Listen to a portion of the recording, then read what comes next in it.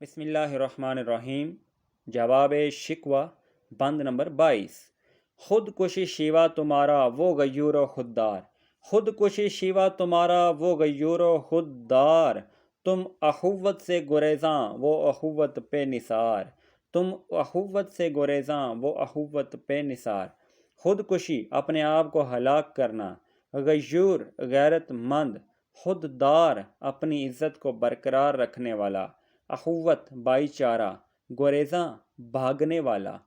اللہ تعالیٰ فرماتے ہیں کہ تم لوگ خود اپنے ہاتھوں اپنی موت اور بربادی کا سامان پیدا کر رہے ہو، مگر تمہارے بزرگ غیرت مند اور خوددار تھے۔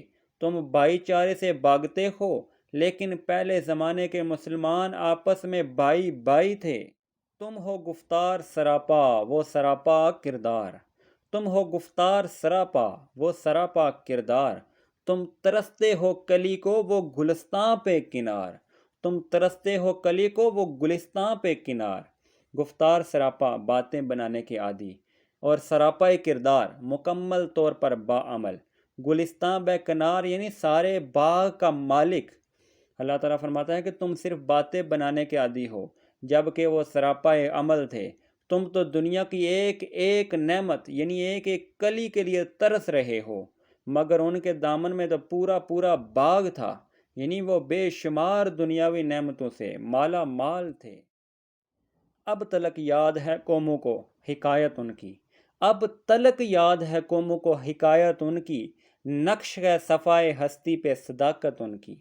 حکایت کہتے ہیں کہانی کو، صفائے ہستی پہ یعنی زندگی کے صفحے پر، صداقت سچائی۔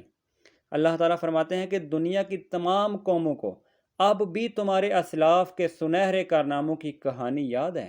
دنیا کی تاریخ آج بھی ان کے سچے واقعات سے بھری پڑی ہے۔ ان اشعار میں بھی زمانہ قدیم اور زمانہ جدید کے مسلمانوں کے انفرادی اور اجتماعی کردار کا تقابلی نقشہ سامنے رکھ دیا گیا ہے۔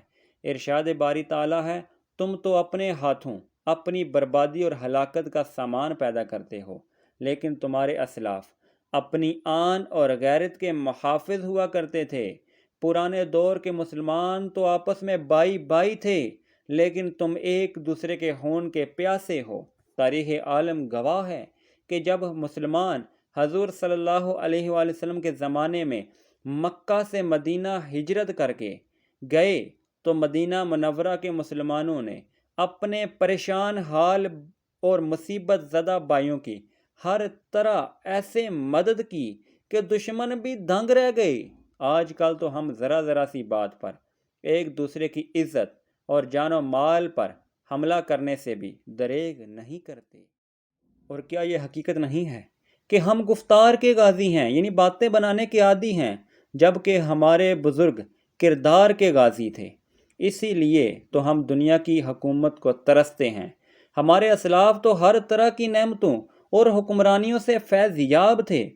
دنیا کی تاریخ ہمارے اسلاف کے حیرت انگیز واقعات، بے مثال بہادری، بے خوف صداقت اور کارہائے نمایاں سے بھری پڑی ہے۔ اللہ حافظ۔